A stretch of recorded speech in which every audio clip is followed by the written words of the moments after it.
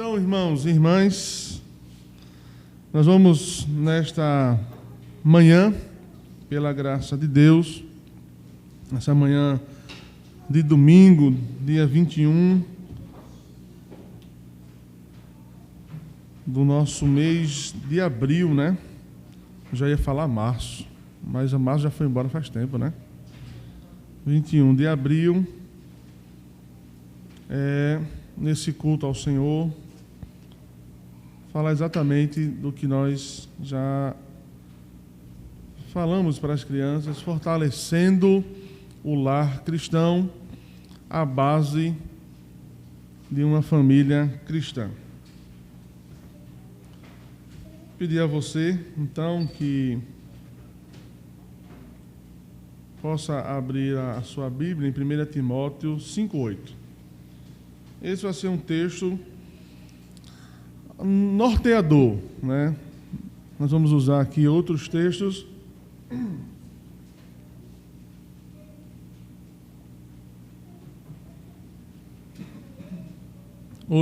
bíblicos, mas o texto de 1 Timóteo vai ser uma base do meu argumento, acredito que seja a última parte desse sermão da manhã. Então, 1 Timóteo, a primeira carta do apóstolo Paulo, né? De Timóteo, né? Paulo, né, põe Timóteo, então, para pastorear essa igreja. 1 Timóteo 5:8. Diz assim: Ora, se alguém não tem cuidado dos seus, especialmente dos da própria casa, tem negado a fé e é pior do que o descrente. O contexto aqui, conhecemos bem, é especialmente o cuidado com as viúvas ou mesmo com os idosos, né, que não têm, de fato, com que se sustentar, com que, então, sobreviver. E a recomendação da religião verdadeira é que se socorra, então, essas verdadeiras viúvas, né, que não têm filhos ou netos, né, seja, então, mais novas ou as mulheres. Então, a instrução de Timóteo é que, se alguém não tem cuidado com dos seus, especialmente da própria casa, tem negado a fé. Vamos orar mais uma vez. Senhor, nós te agradecemos a bênção de estarmos reunidos no dia de hoje, domingo, nesse dia 21 de abril, a bênção da salvação, a bênção de fazer parte da família do Senhor. Estamos dentro desse pacto, em aliança com o Senhor, estritamente porque o Senhor quis nos salvar, nos amar, perdoar os nossos pecados, abrir os nossos olhos, pôr a fé no nosso coração para crer que Tu és o único Deus e que Cristo é o Filho de Deus, o Salvador de todos nós. Essa é a bênção que recebemos e o maior tesouro que temos é a nossa salvação e a nossa comunhão com o Senhor por meio de Cristo Jesus. Também te pedimos, ó Deus, para esse momento desse ensino de fortalecer o lar cristão, essas bases para uma família cristã. Que o Senhor Deus nos ajude a olhar para a Tua palavra para fortalecer o nosso lar, tendo a Tua palavra como essa base fundamental para a família cristã. Abençoe esta igreja, que é composta por famílias, como a Tua igreja, espalhada, também é formada por famílias. E como nós precisamos cuidar da família, e cuidarmos de nós mesmos, individualmente e também com a família, com o esposo, a esposa e os filhos. Nos ajude essa manhã, em nome de Jesus. Amém. Fortalecendo o lar cristão, a base de uma família cristã. Irmãos, por que se torna necessário, em pleno 2024, falar sobre fortalecimento do lar cristão? Eu diria que uma boa razão para falar desse tema é a tendência que está deteriorando a família cristã hoje em dia.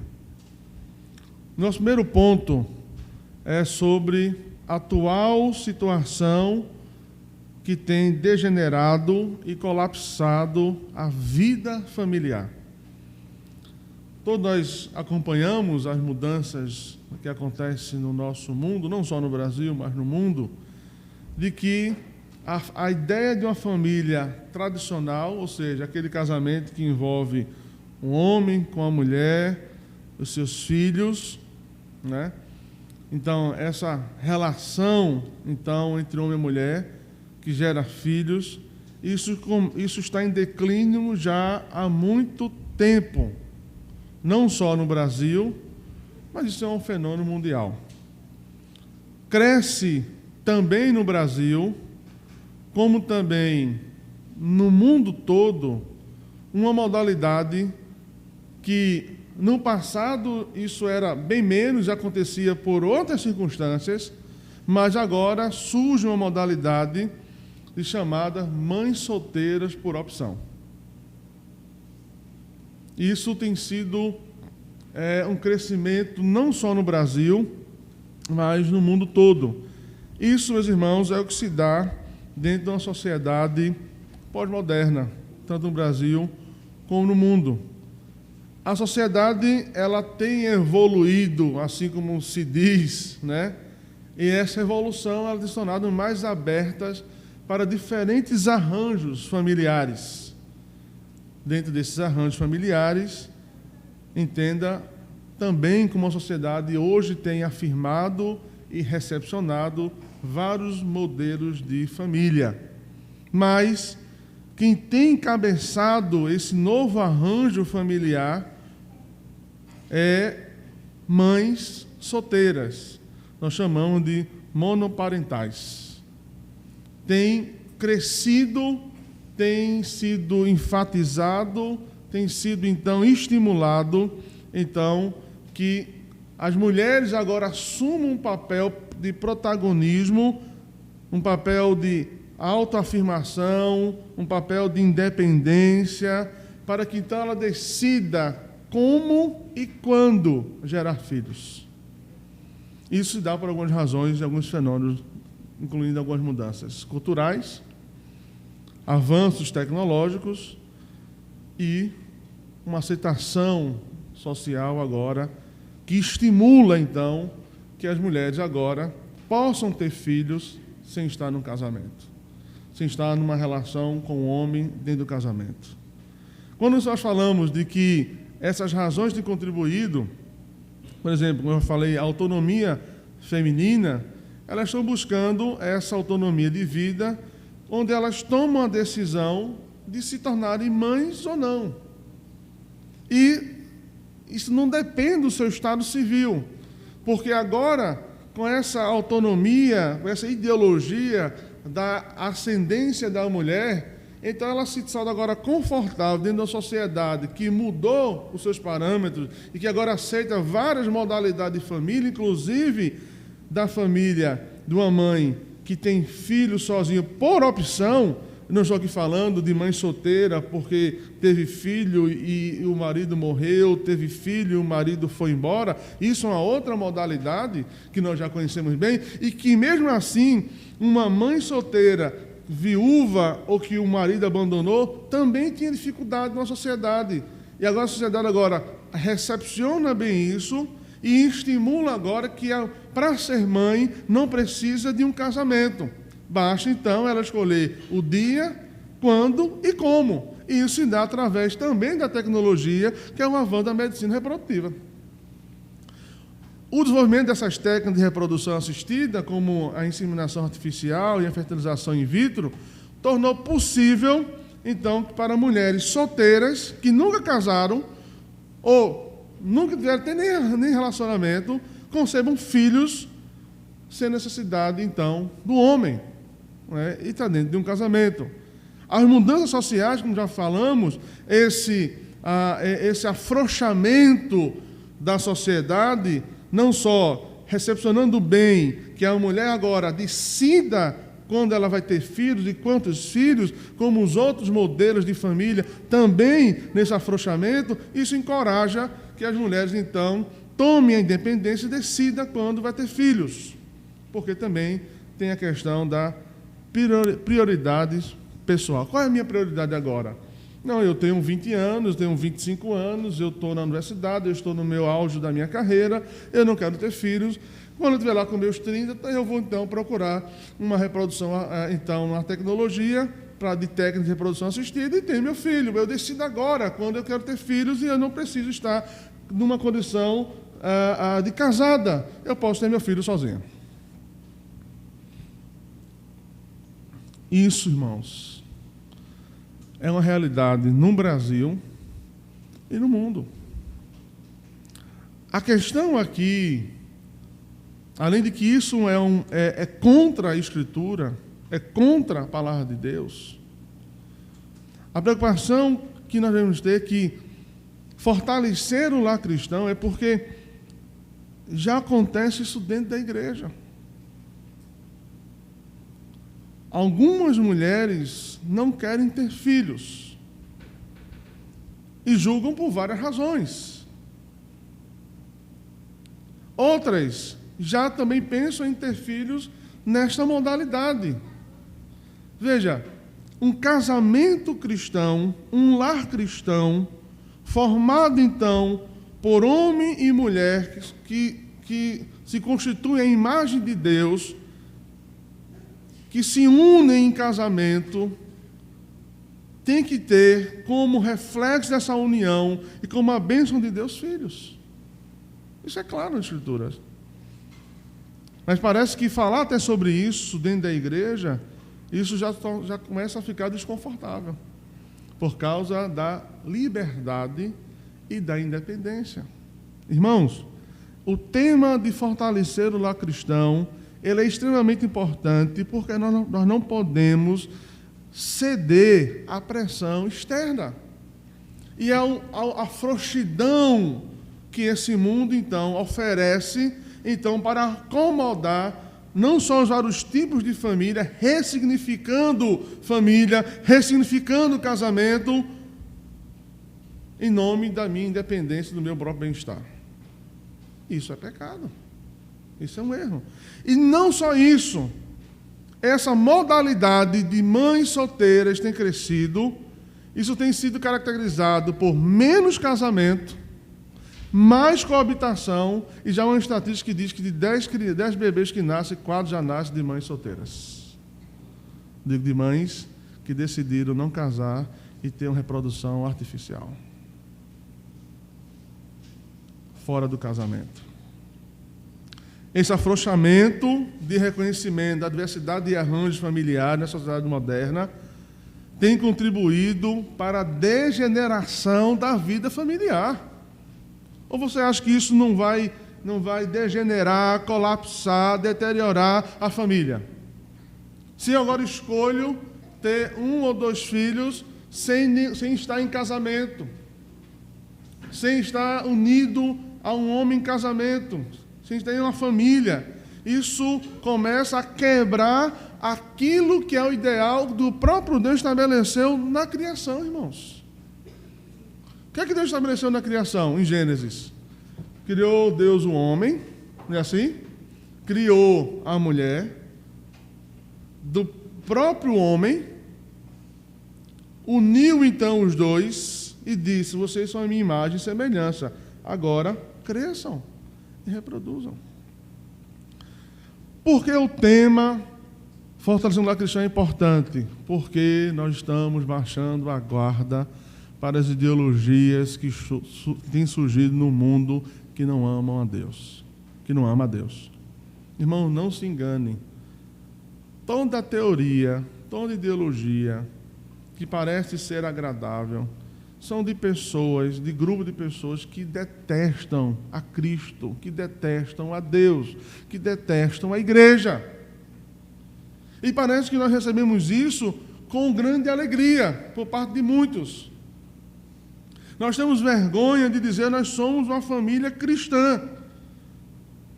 Nós obedecemos às Escrituras. Nós entendemos o que Deus falou sobre como deve ser uma família cristã. Nós devemos, irmãos, reafirmar todo o princípio bíblico como cristão, e especialmente, diria mais, como cristão reformado. Amar as Escrituras. Eu sei que nós gostamos de ler, gostamos de assistir boa palestra, admiramos escritores, admiramos palestrantes, admiramos intelectuais, não há nenhum problema. Seja ele da área de saúde mental, da área da saúde física, seja ele um filósofo, seja ele qual for, então, a sua capacidade intelectual. É bom de ouvir, não estou dizendo que na graça comum Deus não usa pessoas para instruir, mas eu preciso entender de que aquele que me guia e aquela que é minha instrução não são pessoas. Eu preciso ouvir pessoas, eu preciso ler textos, eu preciso ler bons livros, artigos, bons debates, mas eu preciso depois refinar tudo onde? Na palavra. Na palavra, irmãos. Senão ficaremos abertos e fragilizados. Esse reconhecimento da diversidade de arranjos familiares na sociedade moderna tem contribuído não só para a degeneração da vida familiar, mas também para aquilo que nós chamamos da disfunção familiar. Eu sei que falar de disfunção familiar se envolve vários modelos de uma família, mesmo com homem e mulher casado, pode ter disfunção familiar por maus tratos, por abandonos, mas também essa modalidade monoparentais de mulheres tendo filhos sozinhos, decidindo quando ter filhos, também tem estimulado e tem crescido a disfunção familiar, onde crianças, jovens, adolescentes têm aumentado os transtornos emocionais, problemas de comportamento, tanto de forma exteriorizada como forma interiorizada. Quem está em escola sabe bem disso. Quem está lidando com saúde sabe bem disso. Como isso tem trazido transtornos, aumentando transtornos emocionais e de comportamento. Exatamente pela disfunção familiar. Claro que, quando eu falo isso, eu não estou negando aqui os efeitos do pecado da queda. Isso faz parte do efeito do pecado da queda, quando então nós não conseguimos dar aos nossos filhos aquilo que ele merece, aquilo que ele precisa de educação, e essa modalidade tem criado essa disfunção. Como resultado dessa degeneração da família, essa disfunção familiar, que tem criado problemas em comportamentos emocionais, interiorizado e exteriorizado, isso tem resultado também no esfacelamento ou ruína da vida familiar, da vida no nosso lar, da unidade da família, entendendo de que Deus, quando criou a família, criou como unidade básica da sociedade.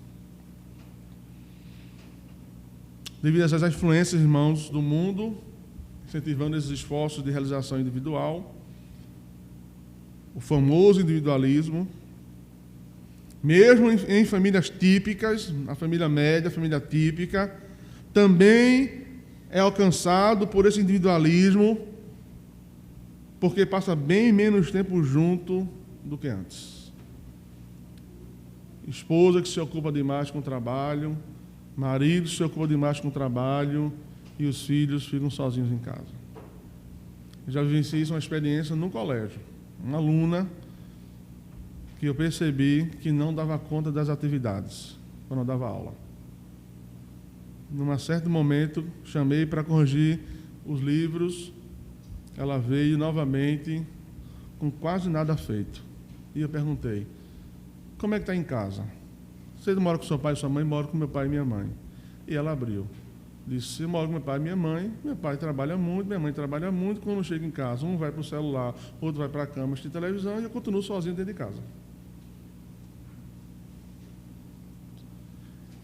Esse mundo tem estimulado essa individualização, mesmo dentro da família típica, porque passamos menos tempo junto agora do que antes.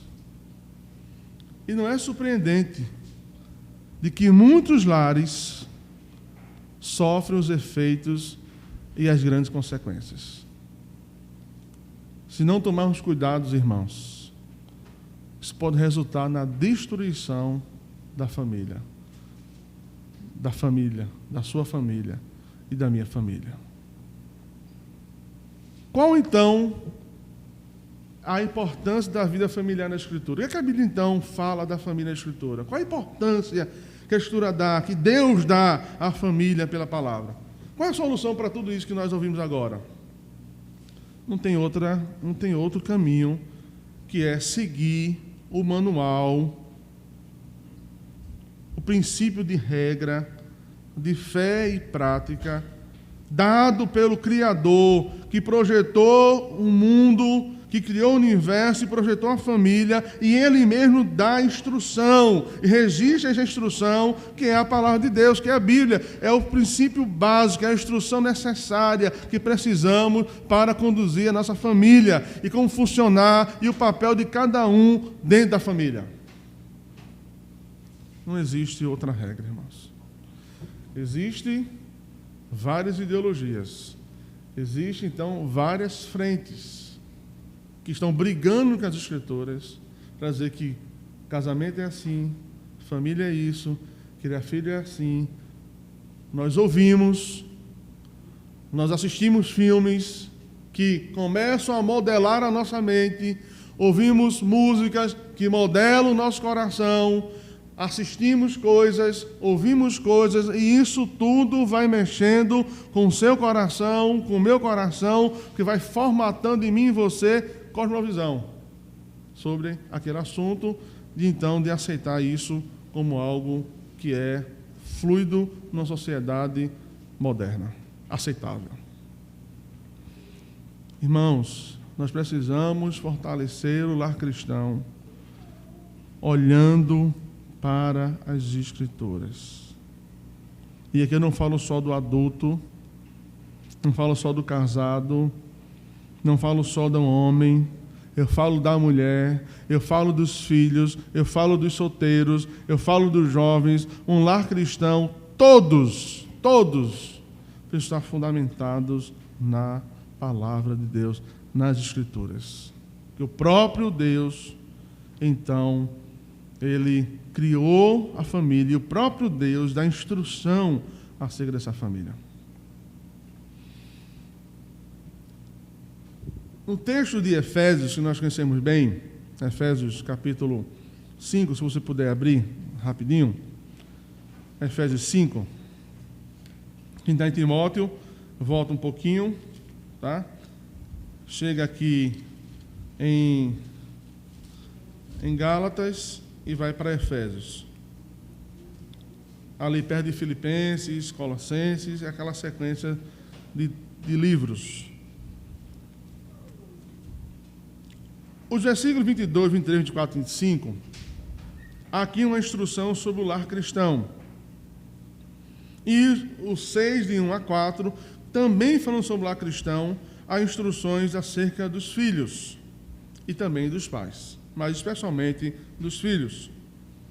Observe, então, que Paulo diz assim, veja, nós estamos numa situação tão constrangedora, de tanta pressão, que até a expressão que está aqui nas Escrituras já se torna uma expressão até que deve se evitar.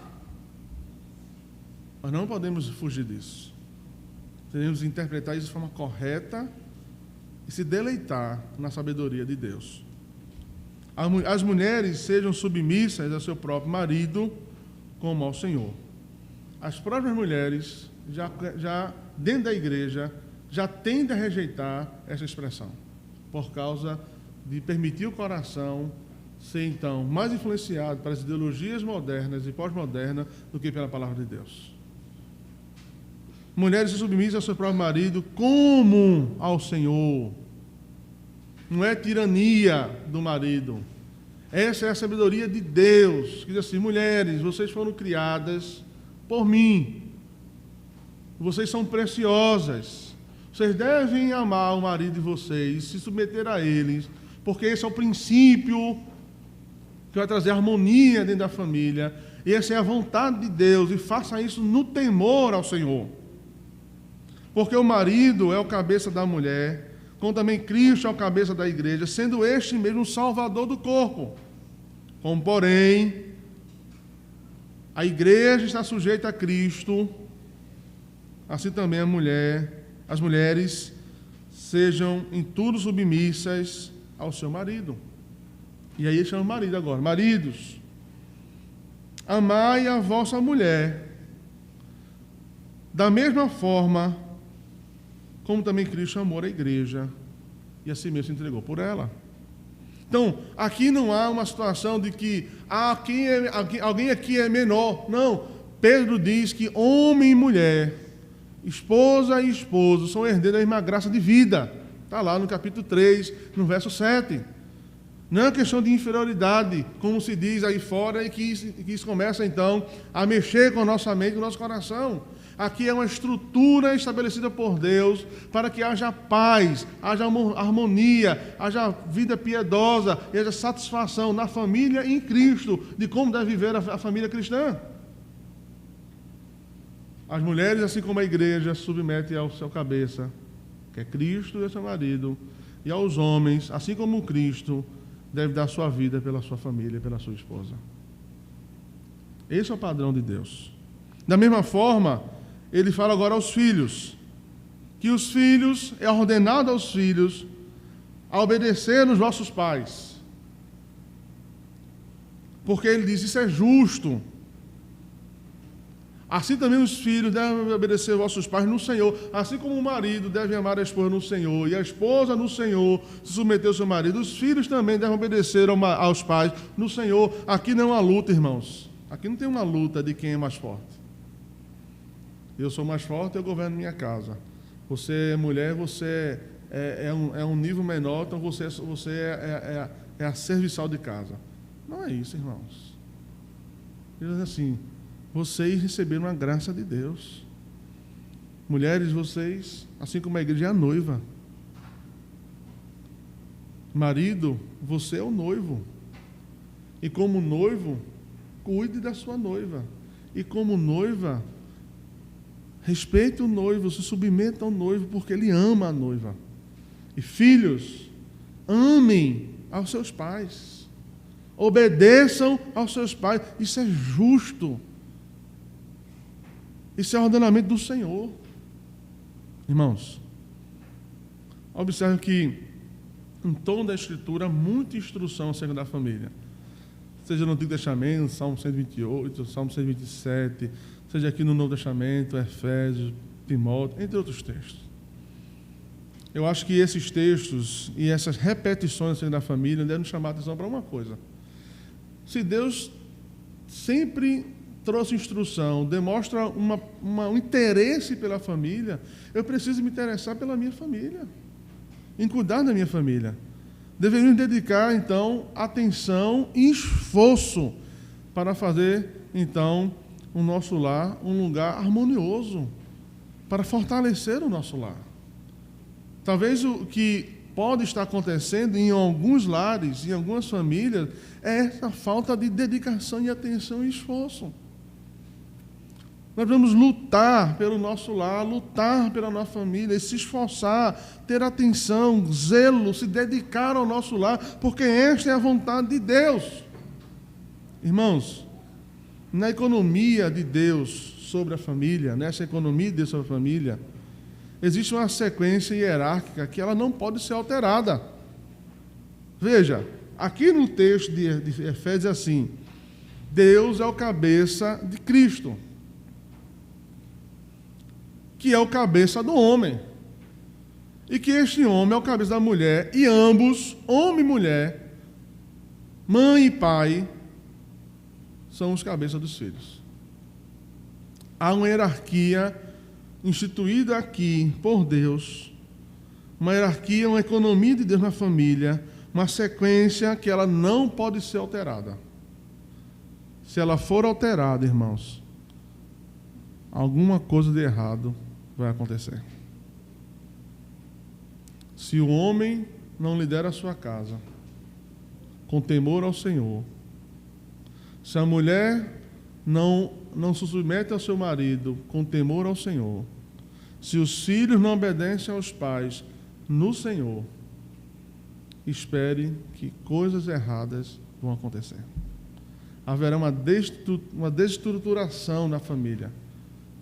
Naturalmente, vai ter uma degeneração, vai ter situações difíceis que vão, então, acontecer dentro da família, porque nós simplesmente entendemos que nós sabemos governar a nossa vida, que nós entendemos que a nossa sabedoria é maior que a sabedoria de Deus, que agora há alguém que falou, um intelectual, uma pessoa de modelo no mundo, sobre família, sobre casamento, sobre filhos, falou isso e aquilo, e nós simplesmente engolimos, sem olhar para as Escrituras.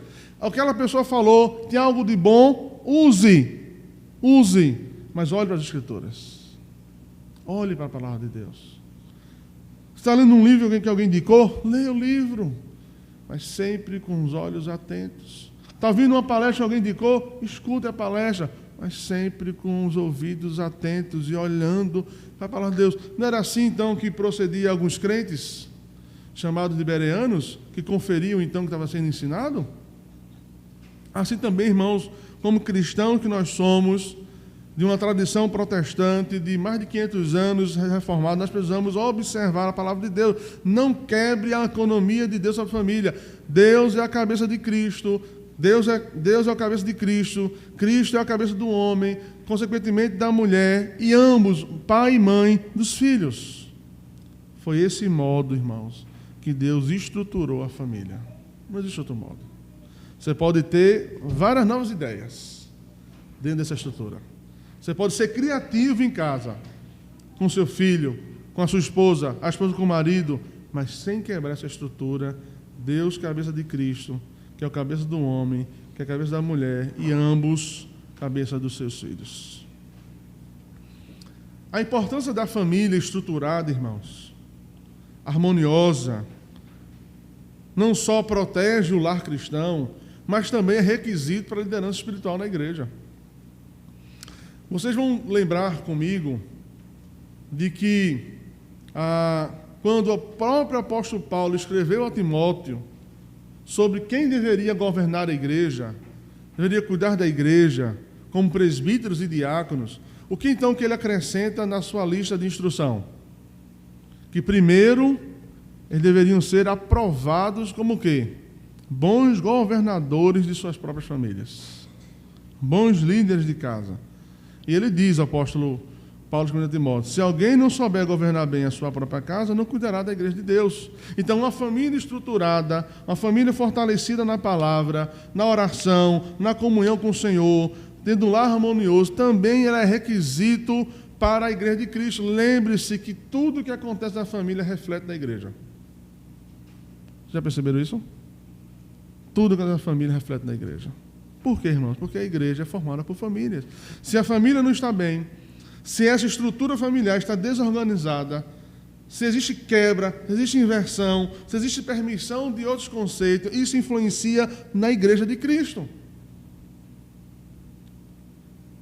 Olhando para essa verdade de que a família harmoniosa ela é requisito para a liderança espiritual, como vimos em Timóteo, nós podemos ver aqui dois casos importantes. Primeiro, de Abraão, que o próprio texto de Gênesis diz, 18, 19, que Deus escolheu Abraão para que ele ordene aos seus filhos e a sua casa depois dele, a fim de guardar o caminho do Senhor. Deus escolhe Abraão porque ele sabia que Abraão governaria a sua casa no caminho do Senhor. Um outro personagem importante é de Noé, também registrado em Gênesis 6. Noé viveu em dias semelhantes ao nosso, de corrupção, de deturpação moral, ética, de prostituição, não é assim? Muito semelhante aos nossos dias. É por isso que o texto diz assim, né? Como foi nos dias de Noé, né? Também será nos dias de hoje. Mas uma família foi encontrada fiel. Qual a família? A de Noé. Fiel e piedosa. Que não se permitiu, que irmãos? Que não se permitiu, então, se misturar ou ser então influenciado por um mundo iníquo.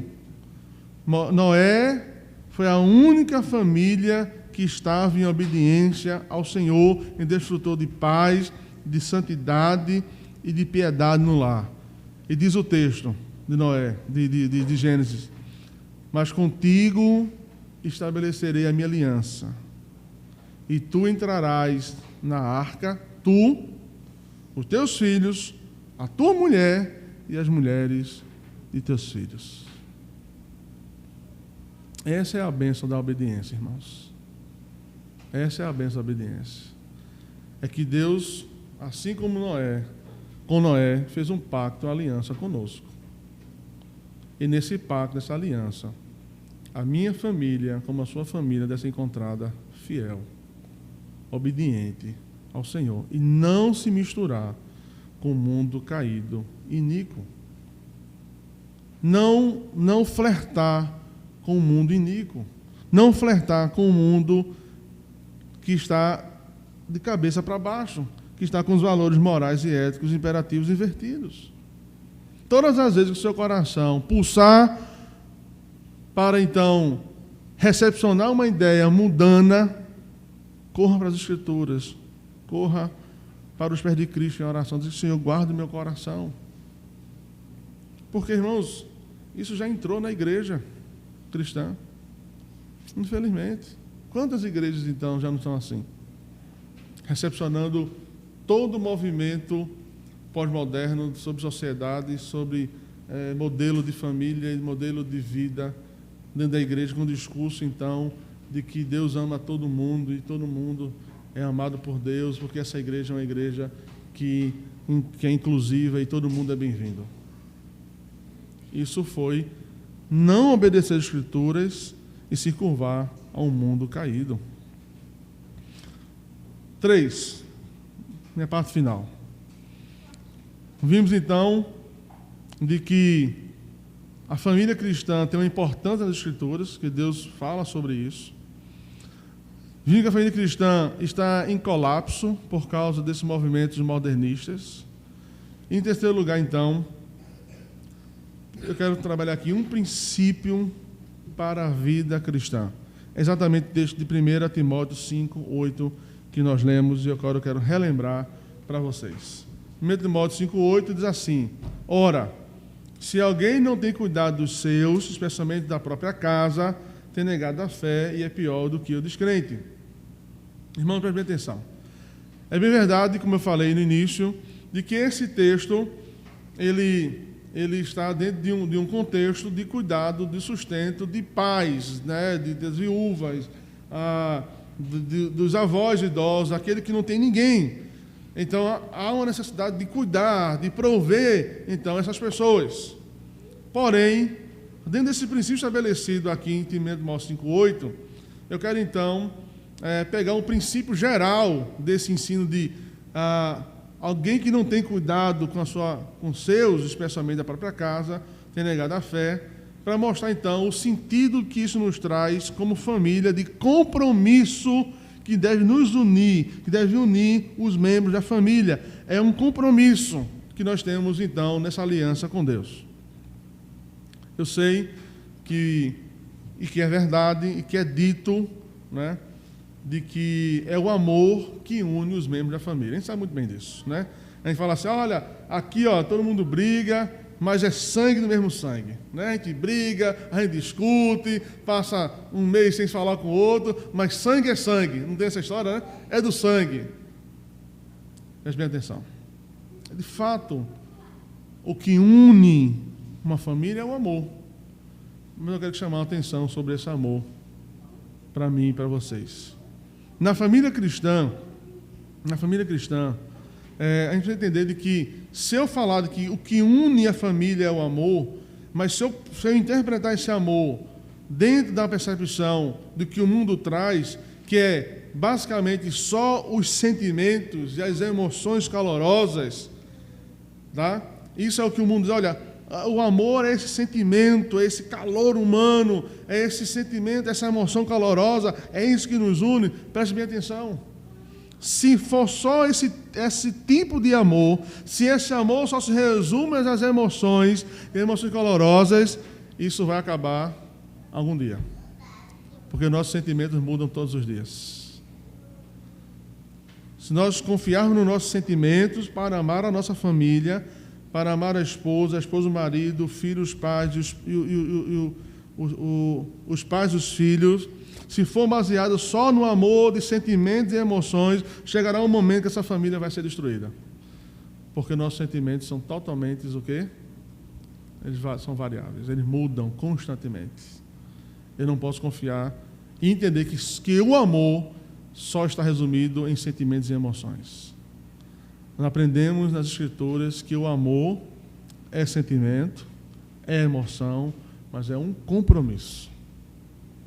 Nós somos firmemente comprometidos. Dentro de um lar cristão, eu estou firmemente comprometido com a minha família.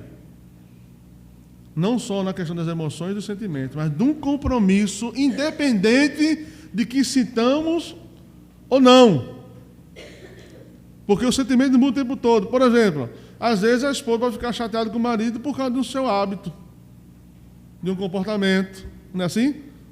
Assim como o esposo fica chateado com a esposa por causa de um hábito, de um comportamento. Assim como os filhos chateiam seus pais porque brigam, porque são desobedientes. Não é assim? Por causa de um hábito, por causa de um mau costume. Então, se eu basear, então, de que a fundação da minha família é simplesmente no sentimento e na emoção, vai chegar uma hora que isso vai estrangular e vai acabar.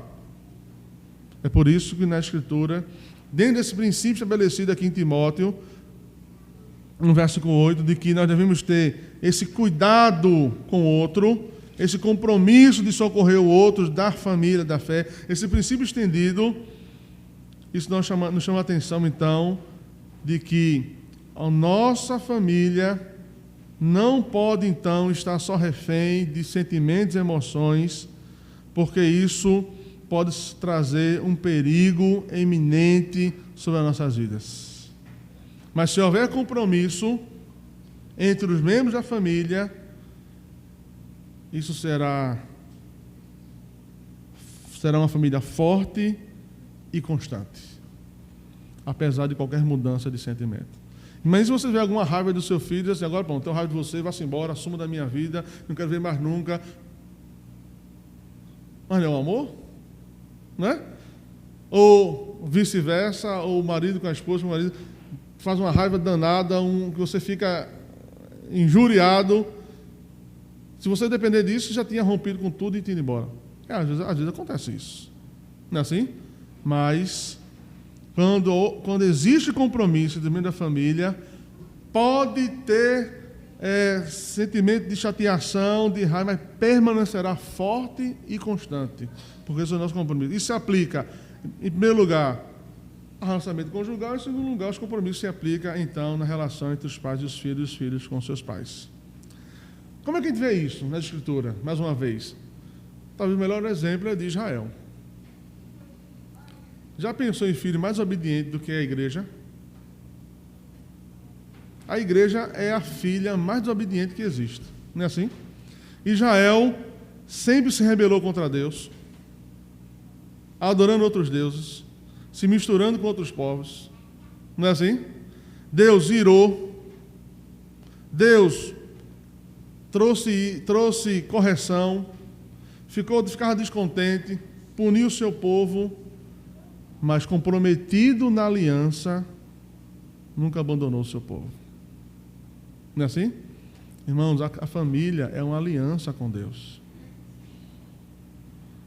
A chateação, a tristeza, a raiva, a decepção, mas se todos os membros estiverem comprometidos com Deus, nessa aliança, permanecerá firme e forte. Assim como Deus, então, com o seu povo e conosco hoje. Irmãos, para finalizar, os membros da família devem estar todos comprometidos com o Senhor. Queria dar uma sugestão, que a gente deveria colocar uma placa na nossa casa, em algum lugar. Cristo é o cabeça desta casa. Quando Cristo é o cabeça dessa casa, e nós nos comprometemos com essa verdade, isso muda a nossa forma de viver em família. Quando Cristo é honrado, não é só uma expressão, não. Quando Cristo é honrado por cada membro da família, pelo pai, pela mãe, pelos filhos, os pais ensinando os filhos, a esposa se esforçando a honrar a Cristo, o pai se esforçando para honrar o Cristo, os filhos se esforçando para honrar a Cristo, aqui então é exatamente a definição de um lar cristão. A força da família cristã depende disso, desse compromisso que cada membro deve ter em amar e honrar a Cristo. Percebe isso? Essa é a força do lar cristão. É compromisso de cada membro da família em amar e honrar ao Senhor Jesus.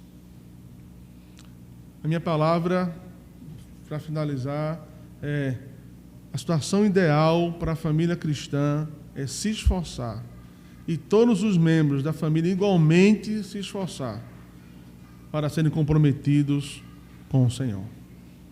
Estamos diante de um mundo caído, de um mundo que ataca a família, que destrói a família, e só há uma forma de proteger nosso lar, sendo comprometido com Cristo e com a sua palavra.